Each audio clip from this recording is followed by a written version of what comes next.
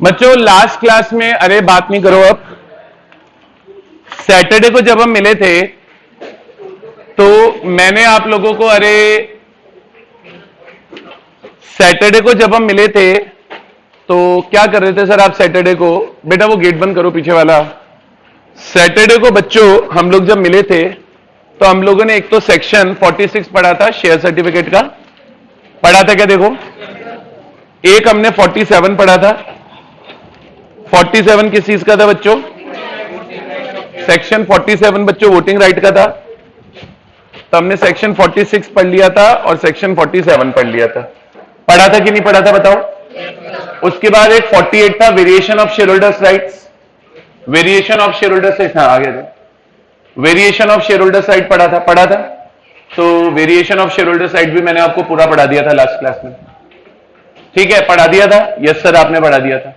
अच्छा बेटा, अब आज छोटे छोटे 2-3 सेक्शन है, पहले तो वो मेरे को पढ़ाने, वो मैं पढ़ा के खत्म करता हूं। वो पढ़ाने के बाद फिर हम लोग एक सेक्शन 52 पढ़ेंगे। गारंटीड आपने 12th में पढ़ा हुआ है, आपको याद है? आपको याद है या नहीं याद है वो मेरे को देखना पड़ेगा।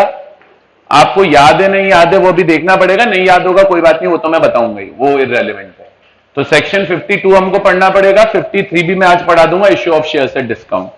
फिर देखेंगे अवेलेबल टाइम के अकॉर्डिंग डिसीजन ले लेंगे कि सेक्शन 54 स्वेट इक्विटी शेयर्स आज से स्टार्ट करना है या नहीं करना है। ठीक है, बुक निकाल लीजिए आप लोग सभी बेटा, फटाफट से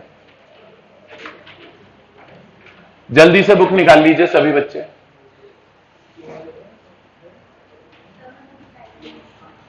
हाँ, बुक घर पे रह गई, ऐसा क्यों भाई?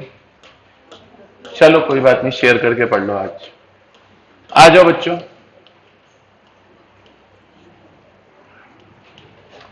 अब ये एक बहुत सिंपल सा पॉइंट है, एक बहुत सिंपल सा पॉइंट है सर। इन्होंने बोला कि जब आप शेयर होल्डर से कॉल मनी मांगोगे, सिंपल सा पॉइंट, शेयर होल्डर से कॉल मनी तो मांगते हैं हम। तो इन्होंने बोला कि जब आप शेयर होल्डर से क्या मांगोगे? कॉल मनी मांगोगे।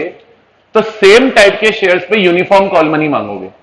आप सेम टाइप के शेयर से अलग अलग कॉल मनी नहीं मांग सकते। आज मान लो हर्ष, श्रेया, मुस्कान और कमलजीत, खुशप्रीत, सो भी है ये, और दिव्या और बेटा सेजल, प्राची। तो बेटा इन लोगों के पास, ये फ्रंट रो में फिक्स कर लो कि सेम बच्चे बैठे हैं जिससे नाम याद रहे।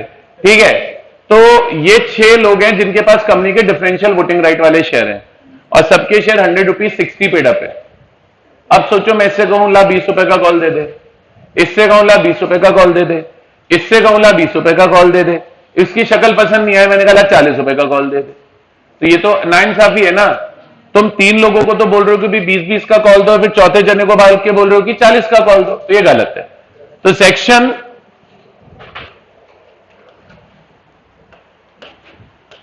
सेक्शन 49 बेटा बोला कि जब आप कॉल मनी मांगोगे तो कॉल मनी यूनिफॉर्म बेसिस पे मांगोगे। जब आप कॉल मनी मांगोगे तो यूनिफॉर्म बेसिस पे मांगोगे। यूनिफॉर्म बेसिस पे मांगोगे सेम टाइप ऑफ शेयर्स पे। डिफरेंट टाइप ऑफ शेयर है, कोई दिक्कत नहीं है। आज मान लो निशा के पास और नंदिनी के पास और सारांश के पास तो equity share with equal right है, और हर्ष के पास, श्रेया के पास और मुस्कान के पास equity share with differential right है। तो इन तीनों से तो मैंने 20 रुपए का कॉल मांग लिया और इन तीनों से 40 का मांग लिया, कोई दिक्कत नहीं। अलग अलग टाइप के शेयर हैं, अलग अलग कैटेगरी के शेयर हैं, उन पे आपने डिफरेंट कॉल मनी मांग लिया। लॉ बोला हमें कोई आपत्ति नहीं है, लेकिन लॉ बोला अगर सेम क्लास के शेयर हैं, सेम टाइप के शेयर हैं, तो उनके ऊपर यूनिफॉर्म बेसिस पे, सेम बेसिस पे कॉल मनी डिमांड करा जाएगा। बेटा ऑनलाइन में मेरे को मेरी इमेज आ रही है क्या आप लोगों को? No sir. हाँ, चालू हो गया कैमरा। ठीक है, यहां तक क्लियर है क्या बच्चों? समझ में आया?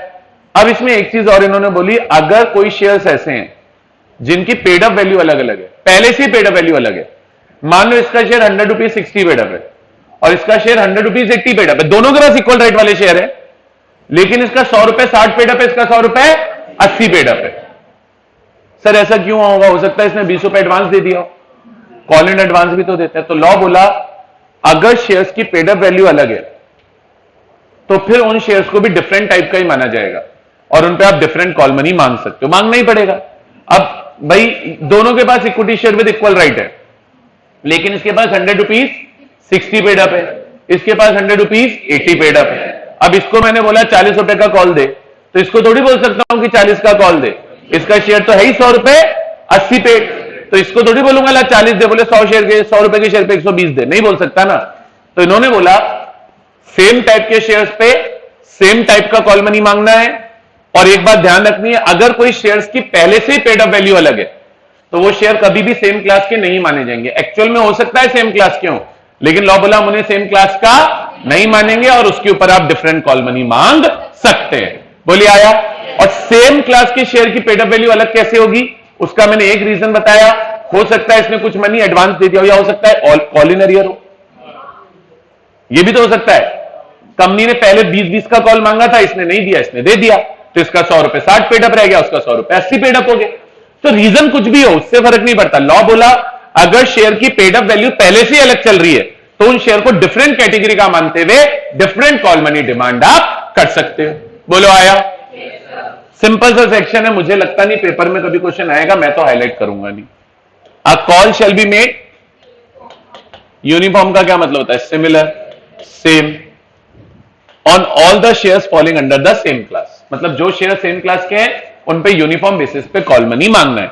अ call shall be made uniformly on the shares falling under the same class. और ध्यान रखना है, the shares on which different amounts have been paid up, shares on which different amount have been paid up, उनको same category का माना नहीं जाएगा। Deeming provision नहीं है, shall not be deemed to be the shares falling under the same class. आ गया क्या? अरे बोलिए आ गया क्या? बोलो आया नहीं आया? आ गया। सिंपल सा सेक्शन था 49। चलूं आगे? चलूं क्या आगे? यस सर चलना ही है, ऐसी क्या बात होगी। अब आता है कॉल्स इन एडवांस। सर पहले कॉल इन एडवांस होता क्या है, कंपनी ने कॉल मनी डिमांड नहीं किया, कंपनी के कॉल मनी डिमांड किए बिना वॉलंटरली शेयर होल्डर ने जाके कंपनी को पैसा दे दिया, तो उसे कॉल इन एडवांस बोलते हैं। पता है सबको ना कॉल इन एडवांस? तो नहीं पता है तो जान लो, where share holder pays call money to the company without demand being made by the company voluntarily. मैंने वॉलंटरली अपनी इच्छा से जाके कंपनी को पैसा दे दिया, मैंने वॉलंटरली अपनी इच्छा से जाके कंपनी को पैसा दे दिया, कंपनी ने कॉल मनी नहीं मांगा, कंपनी ने नहीं मांगा, मैंने अपनी इच्छा से, मैंने कहा ले यार तू पकड़ पैसा बहुत है, ले तू ले, मैंने दे दिया कंपनी को। तो मैंने वॉलंटरली बिना कंपनी के डिमांड किए अगर कंपनी को पैसा दे दिया तो उसे कॉल इन एडवांस बोलते हैं। पहले तो मीनिंग पढ़ लो। A member may on his own यानी voluntarily, on his own pay to the company, या तो पूरा या पार्ट, होल और part of the amount remaining unpaid on the shares held by him even if no part of that amount has been called up. मतलब company ने called up नहीं किया, बिना कंपनी के कॉल्ड अप किए हमने दे दिया, तो such amount is referred to as call in advance. कोई दिक्कत है? ठीक है। अच्छा अब मैं कंपनी के पास कॉल इन एडवांस देने जा रहा हूं, मैं कंपनी के पास कॉल इन एडवांस देने जा रहा हूं, मैं कंपनी के पास कॉल इन एडवांस देने जा रहा हूं, मैं जा रहा हूं, बाद में बढ़िया हूं, करूं क्या, जा रहा हूं देने, पैसा बहुत, तो मैं कंपनी के पास कॉल इन एडवांस देने जा रहा हूं। कंपनी ले सकती है क्या? मैं कंपनी के पास कॉल इन एडवांस देने जा रहा हूं, कंपनी ले सकती है क्या? तो लॉ बोला कंपनी ले तो सकती है, कंपनी ले तो सकती है, पहले सुनो लेने से पहले, लेकिन आर्टिकल्स में ऑथराइजेशन चाहिए, स्पेसिफिक पावर इन आर्टिकल चाहिए, आर्टिकल में अलाउड होना चाहिए एडवांस मनी लेना। अगर आर्टिकल में नहीं अलाउड ना, कंपनी को वापस करना पड़ेगा। आर्टिकल दिखा पहले, आर्टिकल दिखा, आर्टिकल दिखा, नहीं है ना, फिर क्यों ले रहा है, शर्म नहीं आ रही? तो देखो लॉ बोला हाँ ला तो ले आ, तेरे को यहां बिठाता हूं, आजा, अच्छे से कॉल इन एडवांस और कॉल इन अरियर सब दूंगा तेरे को, आजा। आ रहा है क्या? बोल। हाँ पहले नहीं होता बेटा, बढ़िया हूं मैं, आजा। तो देखो सुनना मेरी बात ध्यान से, कॉन्सेप्ट क्या है, कॉन्सेप्ट क्या है कि क्या कंपनी कॉल इन एडवांस ले सकती है। सेक्शन 50 बोला ले सकती है अगर आर्टिकल्स में अलाउड है, तो वरना ले ही नहीं सकती। Specific power is required in the articles to accept calls in advance. ठीक है। अच्छा अब लॉ बोला अगर कंपनी कॉल इन एडवांस लेती है तो कंपनी को कॉल इन एडवांस के ऊपर इंटरेस्ट पे करना पड़ेगा। कॉल इन एडवांस के ऊपर इंटरेस्ट किस रेट से पे करेगी? बोले जो रेट से आर्टिकल में स्पेसिफाइड होगा। तो आर्टिकल्स में रेट लिखी रहती है, आर्टिकल में 10% लिखा है तो 10% देंगे, 12 लिखा है तो 12 लेंगे, 8 लिखा है तो 8 लेंगे, 6 लिखा है तो 6 देंगे। मतलब क्या कंपनी को कॉल इन एडवांस पर इंटरेस्ट पे करना पड़ेगा शेयर होल्डर को? तो याद रखिए मैंडेटरी है, कॉल इन एडवांस के ऊपर इंटरेस्ट देना मैंडेटरी है। लेकिन कॉल इन एडवांस पर इंटरेस्ट किस रेट से पे होगा?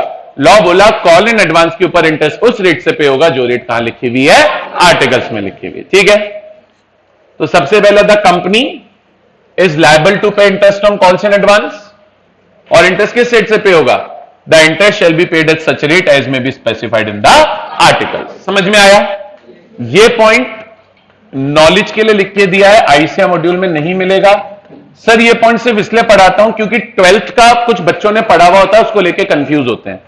12th में आपको पढ़ाया गया होगा कॉल इन एडवांस में इंटरेस्ट 12% पे होता है। ठीक है, आपको 12th में पढ़ाया गया होगा कि 12% पे होता है, लेकिन ये 12% की रेट टेबल एफ में, तो जो कंपनीज टेबल एफ को फॉलो कर रही हैं वो 12% देंगी, नहीं तो आपको अपने मन से जो रेट आर्टिकल में लिखनी है आप लिखो और वो रेट से पे करो। मतलब ये 12% की रेट कोई कंपलसरी रेट नहीं है, 12% की रेट कोई कंपलसरी रेट नहीं है, वो तो इंटरेस्ट उसी रेट से पे होगा जो रेट आर्टिकल में लिखी है। कई कंपनी टेबल एफ फॉलो करती है, तो जो कंपनी टेबल एफ फॉलो करेंगी वहां पे कॉल इन एडवांस की इंटरेस्ट रेट होगी 12%। हाँ मैक्सिमम, कम तो आप कर ही सकते हो। क्लियर है क्या? अच्छा, और एक पॉइंट इसमें यह पढ़ लेना, अगेन हाईलाइट कुछ नहीं कर रहा, इन किसी भी सेक्शन से पेपर में क्वेश्चन नहीं आता है और ना कभी आया है। आपकी किस्मत खराब हुई, आपके टाइम में आया तो मैं यही बोलूंगा मैंने पढ़ाया था, ये बात ध्यान रखना, क्योंकि मैं तो देखो पढ़ा रहा हूं। ठीक है, बट नहीं आता है इतना मेरे को है, पता है, कॉन्फिडेंस है, नहीं आता है। ठीक है, अच्छा बेटा मेरी बात सुनना, अब मेरी बात सुनना।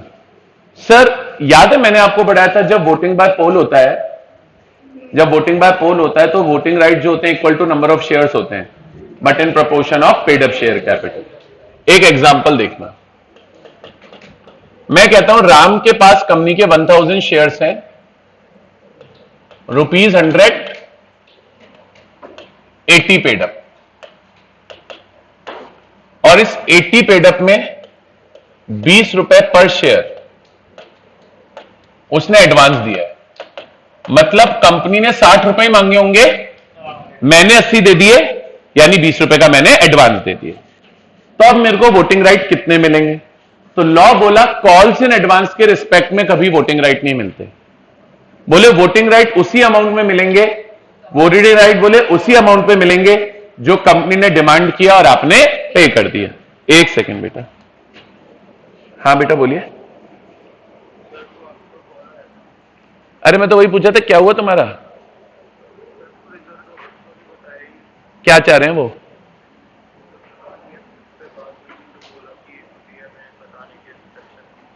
चलो ठीक है, चलो बताएं तो मेरे को अपडेट करना बस। यार मैं अभी उसको चेक करता हूं, उसमें कोई टेक्निकल प्रॉब्लम आ रही है, मैं उसको रिजॉल्व कर दूंगा आधी एक घंटा में। ठीक है, हाँ हाँ, मतलब 4 बजे तक मान लो, है ना? हाँ चलो, तो मैं क्या बोल रहा था बेटा, इसको समझना। मैं क्या बोल रहा था इसको समझना बेटा, कॉल्स इन एडवांस के रिस्पेक्ट में हमेशा याद रखो वोटिंग राइट नहीं मिलते। मतलब जैसे आज ये शेयर 80 पेड अप है, लेकिन वोटिंग राइट के लिए इसको 60 पेड अप ही मानेंगे। तो अगर 100 रुपीज का शेयर 60 पेड अप है तो मेरे वोटिंग राइट भी 60% हो गए, तो 1000 शेयर पे मेरे को जो वोट मिलेंगे वो 600 ही मिलेंगे। समझ गए? तो लॉ बोला यही सेक्शन का सबसे इंपॉर्टेंट पॉइंट है, बस यही अकेला पॉइंट में हाईलाइट करके चलूंगा कि कॉल्स इन एडवांस के रिस्पेक्ट में कभी भी वोटिंग राइट नहीं मिलते हैं। ध्यान रख पाओगे? तो देखो, a member is not entitled to any voting rights in respect of calls in advance until that amount has been called up. बोले जब तक कंपनी कॉल अप नहीं कर रही और आपने पैसा किस में दिया हुआ है? एडवांस में दिया हुआ है, तो जो पैसा आपने एडवांस में दिया हुआ है उसके रिस्पेक्ट में कभी भी आपको वोटिंग राइट्स नहीं मिले। क्लियर है क्या? बस इतना ही पार्ट इसमें हमको याद रखना है, बाकी ना कुछ पढ़ना है ना दिमाग लगाना है। क्लियर है? आगे चलिए। अब सर नेक्स्ट सेक्शन छोटा सा है, लेकिन इससे पेपर में क्वेश्चन आता है। नेक्स्ट सेक्शन छोटा सा है 51, एकदम छोटा सा सेक्शन है, लेकिन इससे पेपर में क्वेश्चन आता है। आता है तो हमको पढ़ना पड़ेगा। अब बेटा मेरी बात सुनना, मेरे को एक बात बताओ, कंपनी बोल रही है कि हम डिविडेंड पे करेंगे। कंपनी क्या बोल रही है कि हम डिविडेंड पे करेंगे। डिविडेंड हमेशा परसेंटेज में पे होता है। कंपनी ने बोला हम 10% डिविडेंड देंगे, हमेशा परसेंटेज में पे होता है डिविडेंड। अब राम के पास कंपनी के 1000 शेयर है, ₹100 के, 100 रुपए का एक शेयर है, 40 पेड अप। पेड अप कितनी वैल्यू है उस पे? 40। तो मेरा क्वेश्चन ये है कि कंपनी जो डिविडेंड पे करेगी, शेयर की पेड अप वैल्यू पे करेगी या फेस वैल्यू पे करेगी? अगर फेस वैल्यू पे करेगी तो 1000 शेयर इंटू 100 कितने के शेयर हो गए? 1 लाख रुपए की। 1 लाख रुपए का 10% 10,000 का डिविडेंड बनेगा। अगर पेड अप वैल्यू पे करेगी तो 1000 इंटू 40 40,000 रुपए हुए। 40,000 रुपए का 10% 4,000 ही डिविडेंड मिलेगा। तो डिविडेंड किस पे होगा? फेस वैल्यू पे होगा या पेड अप वैल्यू पे? तो लॉ बोला जनरल रूल तो यह है कि डिविडेंड शेयर्स की फेस वैल्यू पे होता है। किस पे? और लॉ कभी भी फेस वैल्यू वर्ड यूज नहीं करता, लॉ वर्ड यूज करता है नॉमिनल वैल्यू। तो डिविडेंड पे होगा फेस वैल्यू पे, नॉमिनल वैल्यू पे। लेकिन बोले अगर कंपनी चाहे तो अपने आर्टिकल्स में ये लिख सकती है कि डिविडेंड पेड अप वैल्यू पे होगा। तो अगर आर्टिकल्स में लिखा हुआ है कि डिविडेंड पेड अप वैल्यू पे होगा तो फिर पेड अप वैल्यू पे होता है, अदरवाइज डिविडेंड हमेशा शेयर्स की फेस वैल्यू पे होता है। बोलिए आया? और मैं आपको प्रैक्टिकली बता दूं, हर कंपनी के आर्टिकल्स में लिखा होता है कि डिविडेंड पेड अप वैल्यू पे होगा। ऑब्वियस सी बात है, आपने जितना पैसा दिया उसी पे तो कंपनी डिविडेंड देगी। कोई मजाक चल रहा है क्या? 100 रुपए के शेयर पे देके तुम 40 बैठे हो, डिविडेंड 100 पर ले रहे हो। समझ में आ रहा है क्या? आज कैपिटल कंपनी में इन्वेस्ट 40 रुपए ही करिए और डिविडेंड तुम्हें 100 रुपए पे चाहिए, ये कहां का इंसाफ है भाई? समझ रहे हो क्या बोल रहा हूं? तो प्रैक्टिकली पूछोगे तो ये होता है। थ्योरिटिकली पेपर में याद रखना है, जनरल रूल यही है कि dividend nominal value face value पे होगा। लेकिन अगर आर्टिकल्स में लिख दिया कि पेड अप वैल्यू पे देंगे तो फिर पेड अप वैल्यू पे दे देंगे। बोलिए आया? Generally dividend is paid as a proportion of nominal value of a share. आगे क्या लिखा है? However the articles of the company may provide that dividend shall be paid in proportion to the amount paid upon each share. बताओ बच्चों, आया नहीं आया ये पॉइंट समझ में? Yes sir. अरे आया नहीं आया? इजी सा सेक्शन है पर इससे क्वेश्चन आता है पेपर में। इससे क्या होता है, ज्यादा आगे जाके डिविडेंड करके चैप्टर पढ़ाऊंगा, वहां पे जाके सेक्शन मुझे ज्यादा काम आएगा। तो ये सेक्शन आपको अच्छे से आना चाहिए। छोटे छोटे 3 सेक्शन थे। 50 हमने पढ़ लिया, 51 हमने पढ़ लिया, 49 हमने पढ़ लिया। तो 49, 50 और 51 एक बार क्विक रिकैप कर देते हैं। सेक्शन 49 तो क्या बोला? अगर डिफरेंट क्लास के शेयर्स हैं तो उन पे डिफरेंट कॉल मनी मांग सकते हो, लेकिन सेम क्लास के शेयर्स है तो उन पे कॉल मनी यूनिफॉर्मली माना जाएगा। दूसरा हमने पढ़ा सेक्शन 50, कॉल एंड एडवांस में 3 बातें याद रखो। कॉल एंड एडवांस कंपनी तभी ले पाएगी जब आर्टिकल्स में ऑथराइज्ड है। कॉल एंड एडवांस पे इंटरेस्ट पे करना मैंडेटरी है, इंटरेस्ट उस रेट से पे होगा जो आर्टिकल्स में लिखा है। तीसरा, कॉल इन एडवांस के रिस्पेक्ट में शेयर होल्डर को कभी भी वोटिंग राइट नहीं मिलते। और लास्ट सेक्शन याद रखो 51, डिविडेंड हमेशा पे होगा शेयर्स की नॉमिनल वैल्यू पे, लेकिन कंपनी चाहे तो अपने आर्टिकल्स में लिख सकती है कि हम डिविडेंड शेयर की नॉमिनल वैल्यू पे ना पे करके पेड अप वैल्यू पर पे करेंगे। बोलिए आया? पक्का? अब बेटा जो नेक्स्ट सेक्शन पढ़ाऊंगा, आई एम 100% श्योर सब बच्चों ने पहले पढ़ा हुआ है, मैं पढ़ाऊंगा तो आपको याद आएगा। और मैं सिर्फ आपको समझाने के लिए बोर्ड पे लिख रहा हूं, आपको लिखने की कोई जरूरत नहीं। ठीक है, इधर देखना बच्चों, आप सबको पता है company share set premium issue करती है।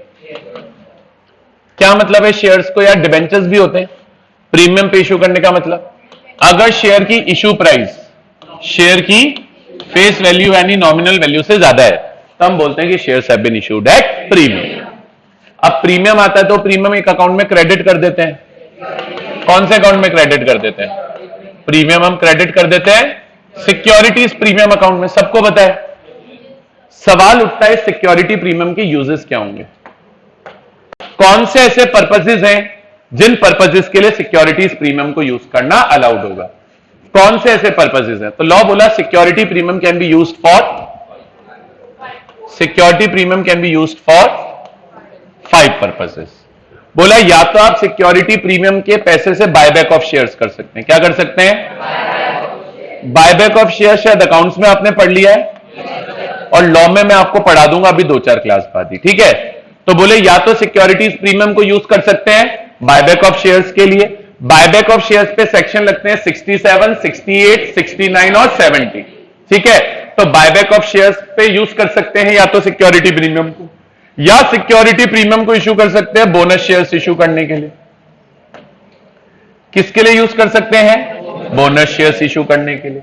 तो या तो सिक्योरिटी प्रीमियम बायबैक में काम आएगा, या security premium bonus share issue करने में काम आएगा, या इन्होंने बोला कि सिक्योरिटीज प्रीमियम से आप प्रिलिमिनरी एक्सपेंसेस राइट ऑफ कर सकते हैं। क्या राइट ऑफ कर सकते हैं? Preliminary expenses. अब अगर आप मेरे से पूछोगे प्रिलिमिनरी एक्सपेंसेस क्या है, तो प्रिलिमिनरी एक्सपेंसेस वो एक्सपेंसेस होते हैं जो बिजनेस कमेंसमेंट से पहले होते हैं, बिजनेस को कमेंस करने से रिलेटेड होते हैं। बिजनेस कमेंस करने से रिलेटेड, बिजनेस कमेंसमेंट के पहले जो खर्चे होंगे उन्हें प्रिलिमिनरी एक्सपेंस बोलेंगे। जैसे कोई टेक्निकल फीस, कोई इंजीनियरिंग फीस, कोई प्रोस्पेक्टस प्रिंट करने का खर्चा, मेमोरेंडम आर्टिकल प्रिंट करने का खर्चा, registration fees, share issue expenses, ये सब क्या होते हैं? प्रिलिमिनरी एक्सपेंसेस होते हैं। क्लियर है? अच्छा, एक साथ सिक्योरिटीज प्रीमियम को यूज कर सकते हो डिस्काउंट राइट ऑफ करने के लिए। क्या? डिस्काउंट राइट ऑफ करने के लिए, डिस्काउंट राइट ऑफ करने के लिए भी, और share issue expenses right of करने के लिए भी। ठीक है? आज जैसे कंपनी ने डिबेंचर्स इशू किया ऑन डिस्काउंट, तो डिस्काउंट राइट ऑफ करने के लिए क्या यूज किया जा सकता है? Security premium. कंपनी ने कोई शेयर डिबेंचर इशू किया, उस पर कोई इशू एक्सपेंसेस लग गए, इशू एक्सपेंसेस को राइट ऑफ करने के लिए आप सिक्योरिटी प्रीमियम को यूज कर सकते हो। और लास्ट, सिक्योरिटीज प्रीमियम को यूज किया जा सकता है to provide for premium on redemption. What do you mean by to provide for premium on redemption? Sir जैसे कंपनी प्रेफरेंस शेयर रिडीम करती है, तो प्रेफरेंस शेयर प्रीमियम पे रिडीम करती है। 100 रुपए का प्रेफरेंस शेयर 120 पे रिडीम हुआ, तो 20 रुपए का प्रीमियम ऑन रिडेम्पशन कहां से राइट ऑफ होगा? सिक्योरिटी प्रीमियम से। उसी तरह कई बार डिबेंचर रिडीम होते हैं, तो डिबेंचर या तो फेस वैल्यू पे रिडीम होते हैं या प्रीमियम पे रिडीम होते हैं। अगेन मान लो डिबेंचर प्रीमियम पे रिडीम हुए, 100 रुपए का डिबेंचर 110 रुपए में रिडीम किया, तो 10 रुपए का जो डिबेंचर का प्रीमियम है उसे राइट ऑफ करने के लिए भी सिक्योरिटीज प्रीमियम को यूटिलाइज किया जा सकता है। तो अगर आप मेरे से पूछोगे सिक्योरिटी प्रीमियम के कितने यूजेस हैं, तो मैं बोलूंगा 5। Buyback of share, bonus shares, preliminary expense, discount and issue expenses, premium on redemption. बोलिए आया? अब मुझे बताइए, आपने 12th में पढ़ा है नहीं पढ़ा? फाउंडेशन में पढ़ा है नहीं पढ़ा? अब इसमें मैं एक पॉइंट पढ़ाऊंगा जो आपने 12th में और फाउंडेशन दोनों में नहीं पढ़ा होगा। पहले इतना रीड कर लो, पहले इतना रीड कर लो। कहां गया? चलिए, अरे यार ये कट जाता है, बड़ा प्रॉब्लम है। इधर देखना, issue of shares at premium का सेक्शन है, सेक्शन 52, और इस सेक्शन में प्रीमियम के यूजेस हैं और कुछ भी नहीं। तो ये आ गया यूटिलाइजेशन ऑफ प्रीमियम। क्या यूटिलाइजेशन है प्रीमियम का? Securities premium can be used for following purposes. Issuing क्या? Fully paid up bonus shares to the members of company, एक यूज हो गया। बोनस शेयर्स के ऊपर बेटा सेक्शन 63 लगता है, तो आप वो ब्रैकेट में लिख सकते हो। इसको आप यूज कर सकते हो राइटिंग ऑफ करने के लिए preliminary expenses of the company. इससे आप क्या राइट ऑफ कर सकते हो? Preliminary expenses. इससे आप राइट ऑफ कर सकते हो एक्सपेंसेस या कोई भी कमीशन अगर आपने पे करी हो, या कोई भी डिस्काउंट आपने अलाउ किया हो इश्यू करते वक्त। इश्यू ऑफ शेयर्स और issue of debentures of the company, मतलब शेयर या डिबेंचर इश्यू करे। शेयर या डिबेंचर इश्यू करने पे आपके कोई खर्चे हुए, कोई कमीशन आपने किसी को पे किया, अंडर राइटिंग कमीशन पे होता है शेयर इश्यू करने पे, बताऊंगा क्या होता है। तो अगर शेयर इश्यू करने पे आपने कोई एक्सपेंसेस किए, कोई कमीशन पे किया, शेयर डिबेंचर इश्यू करने पे आपने कोई डिस्काउंट अलाउ किया, तो डिस्काउंट जो अलाउ किया, एक्सपेंसेस जो इनकर हुए और कमीशन जो पे किया, उसको राइट ऑफ करने के लिए भी सिक्योरिटी प्रीमियम यूज कर सकते हैं। सिक्योरिटी प्रीमियम से आप प्रोवाइड कर सकते हैं क्या? Premium payable on redemption of any redeemable preference shares और डिबेंचर्स ऑफ द कंपनी। और लास्ट, सिक्योरिटी प्रीमियम काम लिया जा सकता है for buyback of shares under section 68। 68 इसलिए लिखा है क्योंकि बायबैक का मेन सेक्शन 68 ही है। मैं आपको स्पेसिफिकली बता दूंगा 67 में क्या लिखा है, 68 में क्या लिखा है, 69 में क्या लिखा है और 70 में क्या लिखा है। यहां तक क्लियर है क्या? कोई दिक्कत? अब बताऊंगा मेन पॉइंट। ये तो आपने 11 12 में पढ़ा है, फाउंडेशन में पढ़ा है, आई एम श्योर। अब जो पॉइंट बताऊं उसको ध्यान से सुनना।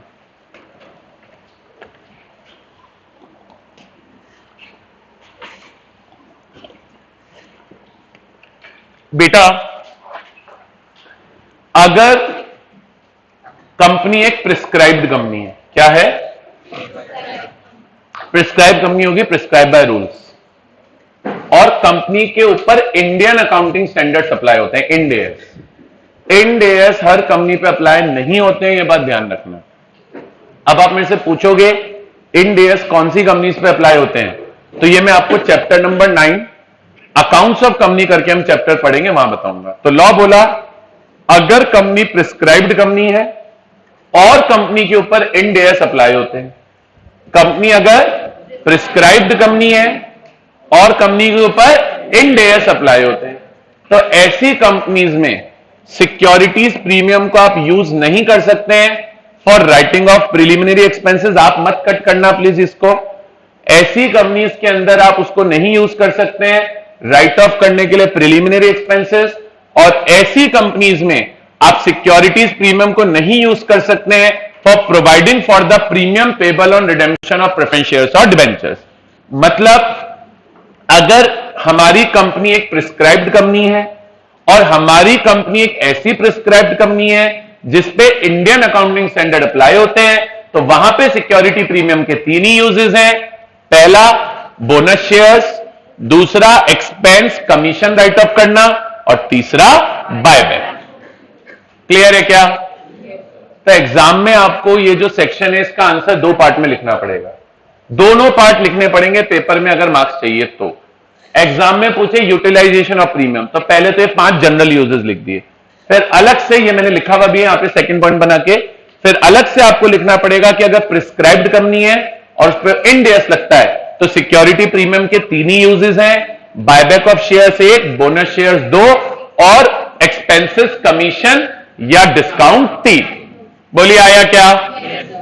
2 पर्पस के लिए यूज नहीं होगा, एक प्रिलिमिनरी एक्सपेंस और एक प्रीमियम ऑन रिडेम्पशन। डन है क्या?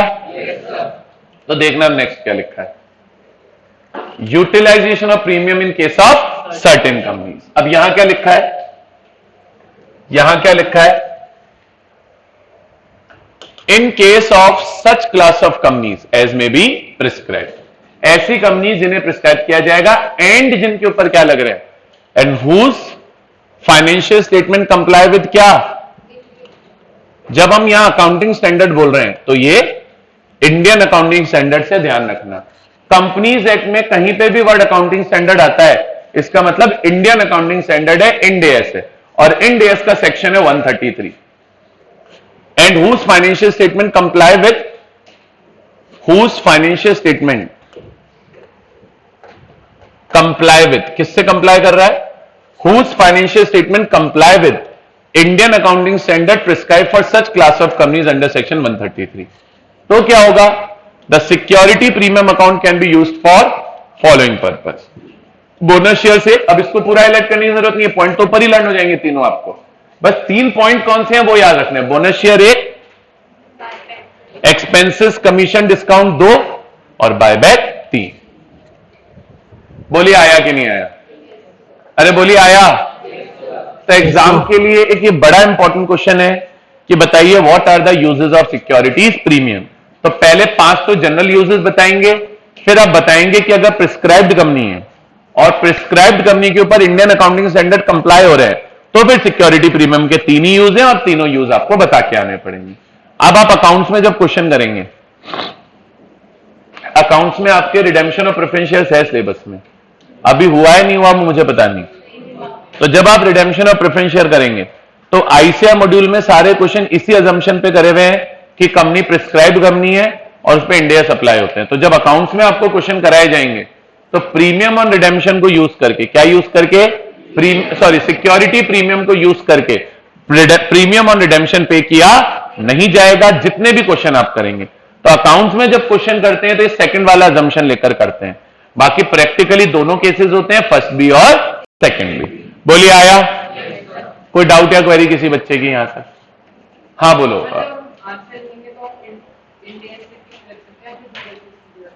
जैसे आपको करना, दोनों करेक्ट। इंड एएस लिख दो तो सेक्शन 133 लिखने की जरूरत नहीं है, और अगर 133 लिखो तो इंड एएस लिखने की जरूरत नहीं है। 133 मींस इंडियन अकाउंटिंग स्टैंडर्ड, और कंपनीज एक्ट में अकाउंटिंग स्टैंडर्ड है ही एक सेक्शन में 133। यहां तक क्लियर है क्या? कोई क्वेरी और किसी बच्चे की? आ गया। अब मेन सेक्शन आता है सेक्शन 53, सबसे इंपॉर्टेंट। जितने भी सेक्शन हम आज पढ़ रहे हैं, छोटे छोटे सेक्शन पढ़ रहे हैं, 49, 50, 51, 52 भी छोटा ही था, 53 भी छोटा ही है। तो issue of share at discount का है। इससे मेन कोई सेक्शन नहीं है आज की क्लास में। स्वेट इक्विटी शेयर है बट वो भी इतना इंपॉर्टेंट नहीं। अब सर आप सबने ये अकाउंट्स में पढ़ रखा होगा कि issue of shares at discount prohibited है। कंपनी शेयर्स को डिस्काउंट पे इशू कर ही नहीं सकती। क्या मतलब होता है डिस्काउंट पे इशू करने का? अगर शेयर की इशू प्राइस शेयर्स की फेस वैल्यू से कम है, अगर शेयर्स की इशू प्राइस शेयर्स की फेस वैल्यू से कम है, तो उसी को बच्चों बोला जाएगा issue of shares at discount. उसी को बच्चों क्या बोला जाएगा? Issue of shares at discount. देखिए टॉपिक आ गया prohibition on issue of shares at discount. मैं क्या बोल रहा हूं? टॉपिक आ गया prohibition on issue of shares at discount section 53। अब बच्चों मेरी बात सुनना, शेयर्स को डिस्काउंट पे इशू करना प्रोहिबिटेड है, और याद रखना अगर कंपनी शेयर्स डिस्काउंट पर इशू कर भी देती है तो वो प्रोहिबिटेड है, और इशू कर भी देती है तो वो इशू वॉइड एब इनिशियो हो जाएगा, वॉइड हो जाएगा, इनवैलिड हो जाएगा। ठीक है, इसका एक एक्सेप्शन है, स्वेट इक्विटी शेयर्स सेक्शन 53 के कवरेज एरिया के बाहर है। Sweat equity shares are outside the scope of section 53। क्योंकि स्वेट इक्विटी शेयर्स को सेक्शन 53 में कवर नहीं किया गया है, वो सेक्शन 53 के स्कोप, सेक्शन 53 के कवरेज एरिया के बाहर है, इसलिए sweat equity shares are the only shares which can be issued at discount. बोलिए आया? और इस सेक्शन को कॉन्ट्रावेंशन करने की पेनल्टी है, वो भी देखते हैं क्या है। पहले सेक्शन पढ़ लो। Prohibition, issue of shares at discount is prohibited. The prohibition applies to all companies whether public or private.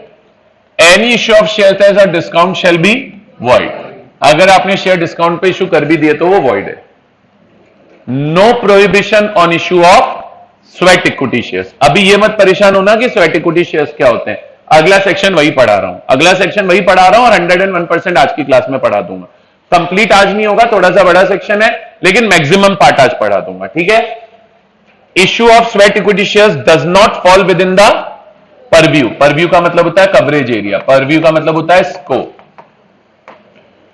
तो issue of sweat equity shares does not fall with in the purview of section 53। A company may issue sweat equity shares by complying with section 54। याद रखोगे क्या बेटा? अब sir अगर company ने shares discount पे issue कर दिए तो पेनल्टी क्या है? तो लॉ बोला देखो दो चीजें। सबसे पहला, अगर कंपनी ने शेयर्स डिस्काउंट पे इशू कर दिए तो कंपनी के ऊपर पेनल्टी लगेगी। अगर कंपनी ने शेयर्स डिस्काउंट पे इशू कर दिए तो कंपनी के ऊपर क्या लगेगी? पेनल्टी। बोले अगर कंपनी ने शेयर्स डिस्काउंट पे इशू कर दिए तो कंपनी पे कितनी पेनल्टी लगेगी? बोले जितना अमाउंट आपने रेस किया by issue of shares at discount. Amount raised मतलब जितना पैसा शेयर को इशू करने पे उतने की पेनल्टी लगा देंगे। तो कितने की पेनल्टी लगेगी? Amount raised by issue of shares at discount, या 5 लाख रुपए की पेनल्टी लगेगी, या विच एवर इज लेस। तो पेनल्टी कितनी हो गई? Amount raised by issue of shares at discount और 5 lakh rupees whichever is less. और फाइन लगेगा किस पे? हमेशा दो लोगों पे लगता है, फिक्स है, कंपनी पे एंड ऑफिसर इन डिफॉल्ट। बोलो आया? प्लस लॉ बोला जिन जिन लोगों को आपने शेयर से डिस्काउंट इशू करे थे उन सभी लोगों को जितना पैसा आपने लिया है वो रिफंड करना पड़ेगा, वो रिफंड करना पड़ेगा। और रिफंड करते वक्त 12% पर एनम का ब्याज भी देना पड़ेगा। ब्याज कब से लागू होना चालू होगा? बोले date of allotment of share, जिस दिन शेयर अलॉट किए उससे लेकर टिल डेट ऑफ रिफंड। मान लो शेयर अलॉट किए 1 जुलाई को, रिफंड किया 31 जुलाई का, तो 1 जुलाई से 31 जुलाई में 30 दिन होते हैं। 30 दिन का 12% पर एनम के हिसाब से आपको क्या देना पड़ेगा? ब्याज। तो लॉ बोला अगर कंपनी ने शेयर सेट डिस्काउंट इशू किए हैं तो जिन जिन लोगों को शेयर सेट डिस्काउंट इशू हुए, जिन जिन लोगों को शेयर सेट डिस्काउंट इशू हुए, उनको आपको पैसा रिफंड करना पड़ेगा 12% पर एनम के ब्याज के साथ। ब्याज कब से कब तक लगेगा? Date of allotment of share से ब्याज लगना चालू हो जाएगा and till date of refund लगाया जाएगा। बोलिए आया? Yes, sir. तो the company and every officer who is in default shall be liable to a penalty up to the amount raised through issue of shares at discount और ₹5 lakh, whichever is less. The company shall also be liable to refund. क्या refund करेगी? All monies received with interest at the rate of 12% per annum to the person from whom such amount shares have been issued. और interest कब से कब तक लगेगा? The interest shall be payable from the date of allotment issue, एक ही बात है, date of issue of shares to the date of refund. ये बच्चों सेक्शन है 53 पूरा पढ़ा दिया मैंने. कोई डाउट या क्वेरी? सेक्शन 53 में कोई डाउट या क्वेरी किसी भी बच्चे की? पक्का ऑनलाइन ऑफलाइन कहीं भी बेटा? Are we sure about this? चलिए, तो क्या याद रखना है? सबसे पहला, डिस्काउंट पे इशू करना प्रोहिबिटेड है. ये प्रोविजन सभी कंपनीज को लगेगा. अगर इशू कर दिया तो इशू वॉइड होगा. कंपनी पे और ऑफिसर इन डिफॉल्ट पे पेनल्टी कितनी है? Amount raised to issue of shares at discount या 5 लाख रुपए whichever is less, plus interest देना पड़ेगा 12% पर एनम का. कब से कब तक? Date of issue of share से डेट ऑफ रिफंड तक. और एक्सेप्शन में आते हैं no prohibition on issue of sweat equity shares. ये इसका कीवर्ड है. कुछ बेटा पूछना हो तो पूछ लो. सर जो फोरफीटेड शेयर होते हैं वो तो इशू हो सकता है ना डिस्काउंट? हाँ बेटा, वो इश्यू हो सकते हैं. टेक्निकली वो इश्यू ऑफ डिस्काउंट है ही नहीं, क्योंकि फोरफीचर ऑफ शेयर्स में भी आप डिस्काउंट उसी एक्सटेंट तक दे सकते हो जिस एक्सटेंट तक का पैसा आपने पुराने वाले शेयर होल्डर से फोरफीट किया होता है. तो वो टेक्निकली डिस्काउंट होता नहीं है. मान लो एक 100 रुपए का शेयर है, 40 रुपए मैंने दिव्या से पहले से लिए हुए हैं, फिर शेयर फोरफीट हो गए, तो क्योंकि मैंने दिव्या से 40 रुपए पहले से लिए हुए, तो 40 रुपए तक का डिस्काउंट मैं अगले वाले बंदे को दे सकता हूं. समझ गए? Yes sir. चले बच्चों आगे. तो सेक्शन कौन कौन से हो गए अभी ये बताओ. नेट ऑन नेट आज की क्लास में तो ऐसा लग रहा है कितने सारे सेक्शन हो गए. पढ़ने को हमने कुछ नहीं पढ़ा. छोटे छोटे सेक्शन है. 49, 50, 51, 52 और 53. कभी कभी ऐसी क्लास आएंगी कि मैं बोलूं मैंने आज क्लास में 6-7 सेक्शन करा दिए. ठीक है? हाँ, बेवकूफ है ये. बोलना तो मैं कुछ और चाहता हूं, लेकिन क्लास में बैठा हूं, कहां बोलूं बताओ. चलो, इश्यू ऑफ, हाँ बोल सकते हो, यू कैन डू एनीथिंग. चलिए, issue of shares at discount के बाद नेक्स्ट टॉपिक आता है issue of sweat equity shares. Section 288 two clause 88 में तो स्वेट इक्विटी शेयर्स की डेफिनेशन है. ठीक है? और फिर स्वेट इक्विटी शेयर्स को इशू करने से रिलेटेड बहुत सारी कंडीशंस हैं जो सेक्शन 54 में. आया समझ में? नहीं आया? कोई डाउट या क्वेरी यहां तक बताओ. अच्छा, अब ये बताओ कितने लोगों को पता है कि स्वेट इक्विटी शेयर्स होते हैं? ईसॉप अलग होता है. ESOP is different, sweat equity shares is different. ESOP अलग होता है, स्वेट इक्विटी शेयर अलग होता है. बताओ पीछे से. सर ऑनलाइन भी. ठीक है बेटा, अब तो ऑफलाइन में पूछ लिया, अगली बार ऑनलाइन में पूछूंगा. बताओ.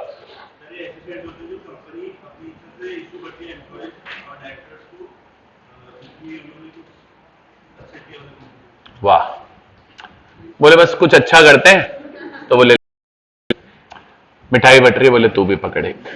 और बताइए, और कौन बताएगा? ईसॉप अलग होते हैं. ESOP and sweat equity shares cannot be mixed. ESOP is general. ESOP में बस एम्प्लॉय को पूछना है खरीदेगा क्या, बोलता खरीदूंगा, तो पैसे लिए, शेयर दिए, खत्म. ESOP is normal. ESOP is different. पढ़ाऊंगा ईसॉप भी हमारे सिलेबस में. ईसॉप भी है, सेक्शन 62 में पढ़ाऊंगा ईसॉप. तो 62 भी है, थोड़ा दूर है, आएगा. और बताओ कौन बता रहा है?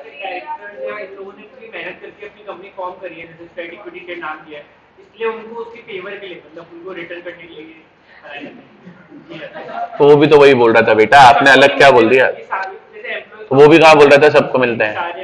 आप बताओ क्या नाम है आपका? Tanisha.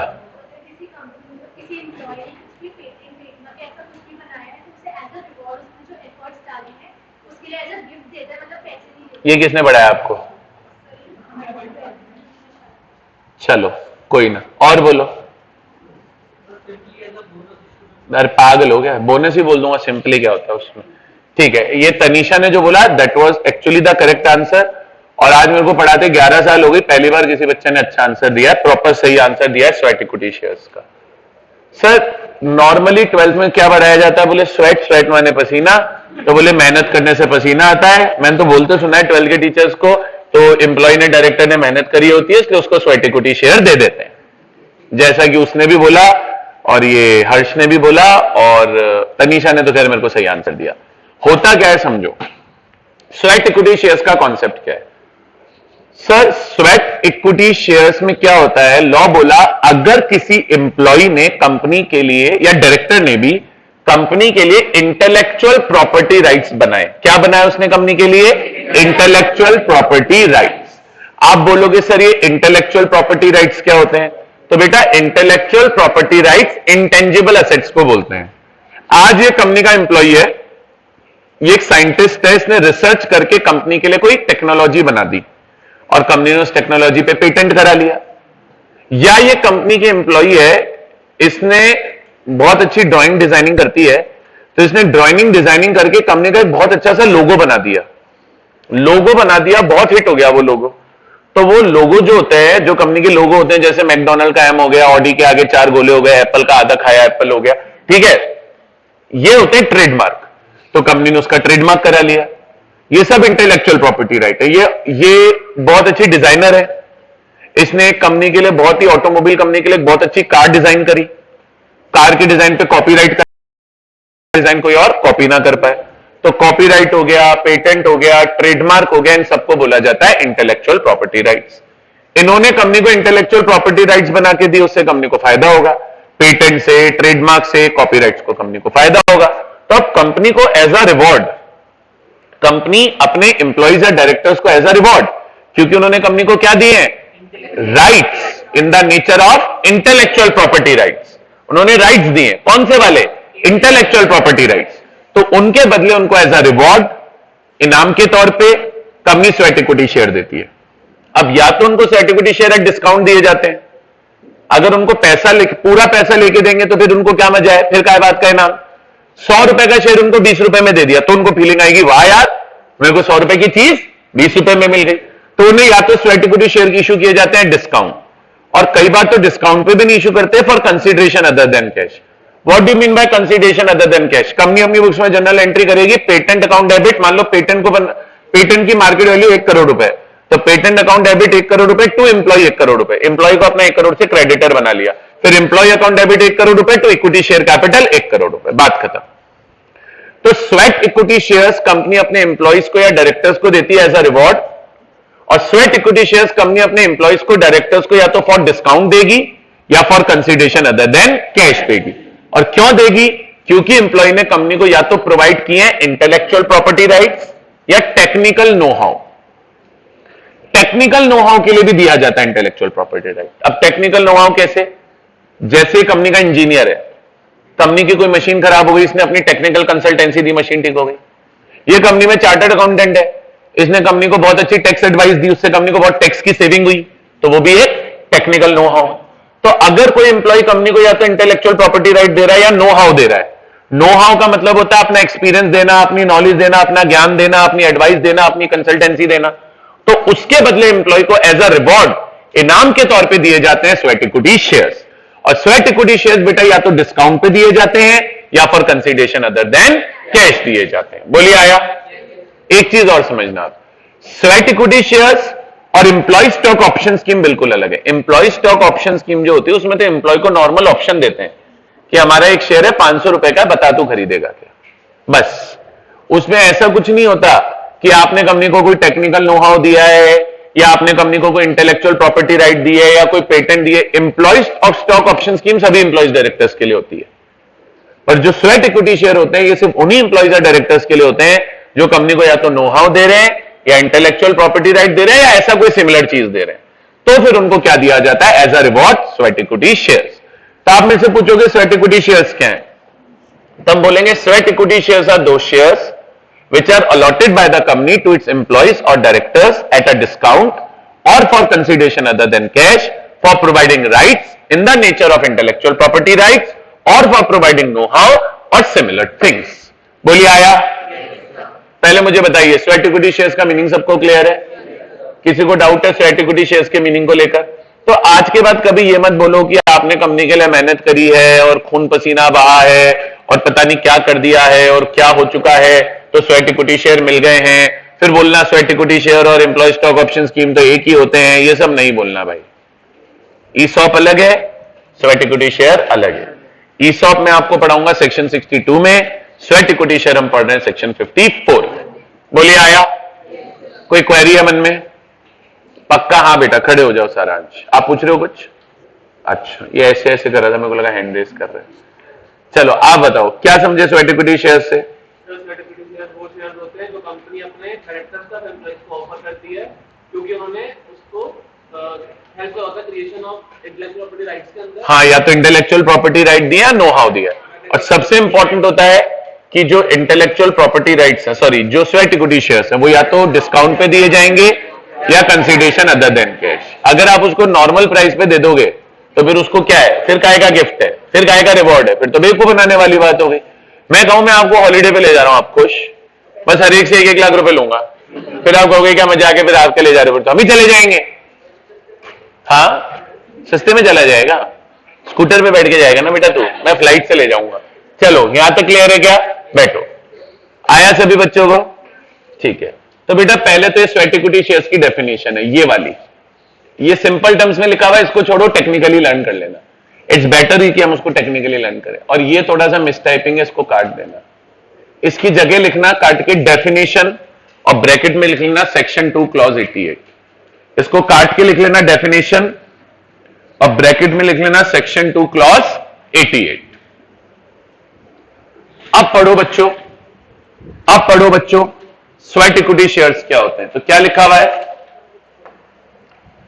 Sweat equity shares mean such equity shares as are issued by a company to its directors और एम्प्लॉइज। और डेफिनेशन है पूरी हाईलाइट होगी, या तो एट अ डिस्काउंट या for consideration other than cash.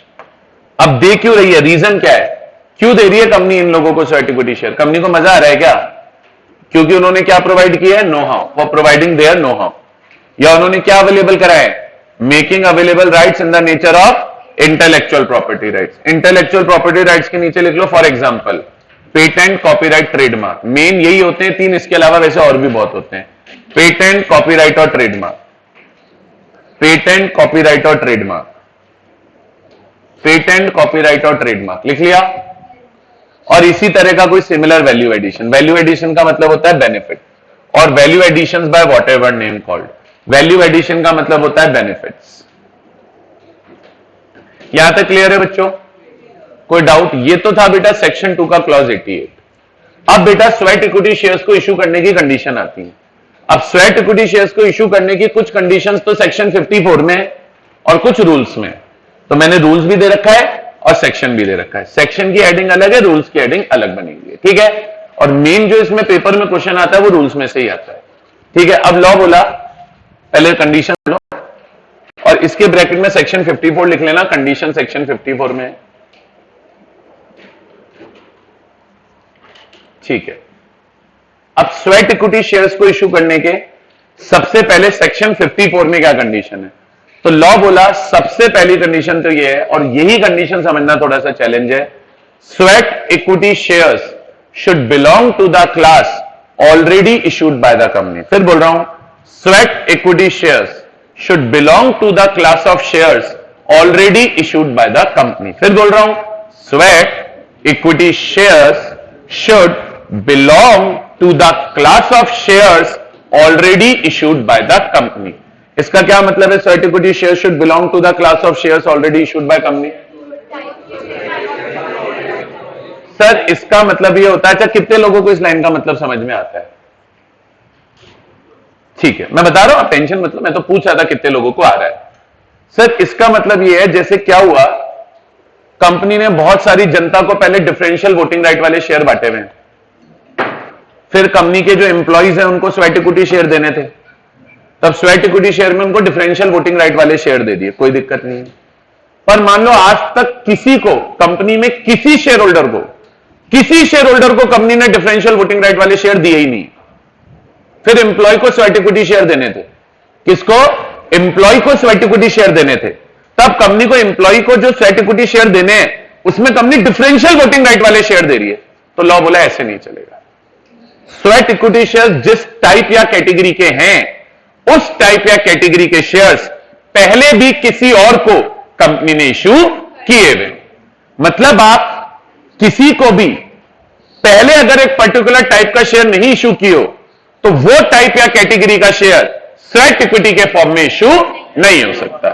Shares should belong to that class of shares, that type of shares which has already been issued by the company. आया कि नहीं आया? नहीं आई ना पॉइंट समझ में? क्या ऊपर फोटो चिपकाई किसी की? क्या ऊपर?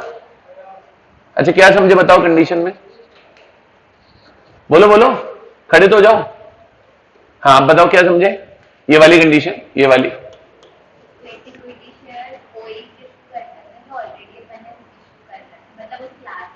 मतलब अर्थात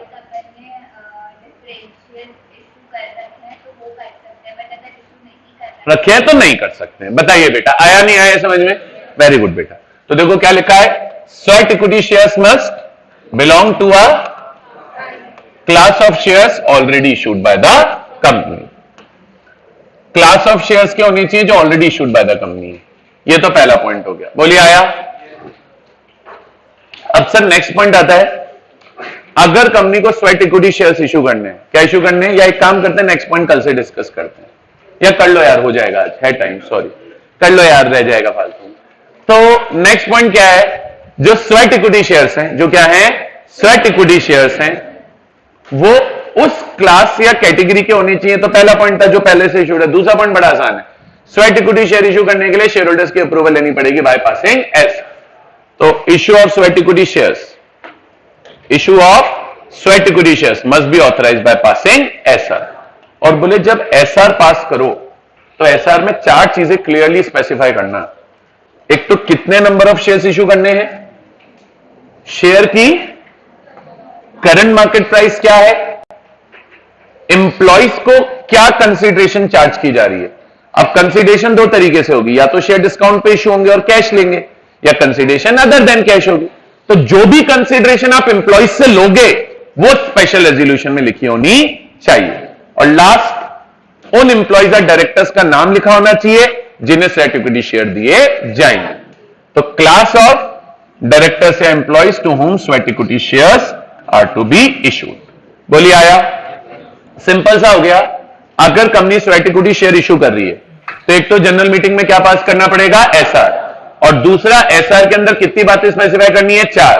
नंबर ऑफ शेयर्स कितने इशू होंगे, जो शेयर्स इशू हो रहे हैं उनकी करंट मार्केट प्राइस क्या है, एम्प्लॉइज या डायरेक्टर्स से क्या कंसीडरेशन चार्ज की जाएगी शेयर्स के अगेंस्ट, और उन एम्प्लॉइज या डायरेक्टर्स का टाइप जिन्हें स्वेट इक्विटी शेयर इशू किए जाएंगे। बोलिए आया? और लास्ट पॉइंट बोल रहा है, सर अगर आप स्वेट इक्विटी शेयर इशू कर रहे हो और लिस्टेड कंपनी है तो सेबी रेगुलेशन से भी कंप्लाई करना पड़ेगा, और अगर लिस्टेड कंपनी नहीं है तो सेंट्रल गवर्नमेंट जो रूल्स बनाएगी उनसे कंप्लाई करना है। मतलब ये वाली कंडीशन और ये वाली कंडीशन तो है ही स्वेट इक्विटी शेयर इशू करने के लिए, उसके अलावा लिस्टेड कंपनी है तो सेबी रेगुलेशन से कंप्लाई करेगी, और लिस्टेड कंपनी नहीं है तो जो रूल्स सीजी प्रिस्क्राइब करेगी उससे कंप्लाई करेंगे। क्लियर है? तो कंप्लायंस ऑफ रूल और regulation, listed company shall comply with regulations made by SEBI in this behalf, and unlisted company shall comply with rules prescribed by CG. Rules prescribed by CG को highlight कर लेना। Clear है क्या? समझ में आया नहीं आया? अच्छा, तो बेटा अभी क्या हो गया, नेचर ऑफ शेयर्स हो गए, ऑथराइजेशन फॉर इश्यू हो गया, कंप्लायंस ऑफ रूल रेगुलेशन हो गया। यहां पर आकर मेरी तरफ से खत्म होता है, यहां पर आकर मेरी तरफ से खत्म होता है क्या, सेक्शन 54। सी पॉइंट नहीं पढ़ेंगे, अब कल जब आएंगे तो सीधे आपको डी पॉइंट पढ़ाएंगे, और ये पॉइंट बहुत अच्छा है। यहां तक क्लियर है? सी पॉइंट में कुछ लिखा ही नहीं है, पढ़ो तो सही, कोर्स और नी कोर्स क्या। डी पॉइंट पढ़ाऊंगा, ये रूल्स हैं, ये वेरी वेरी इंपॉर्टेंट है। कल आके रूल्स बता के ये वाला पार्ट हम फिनिश करेंगे, एंड देन हम स्टार्ट करेंगे redemption of preference shares. Clear है क्या? हर बार मैं प्रेफर करता हूं कि अकाउंट्स के बाद मैं रिडेम्पशन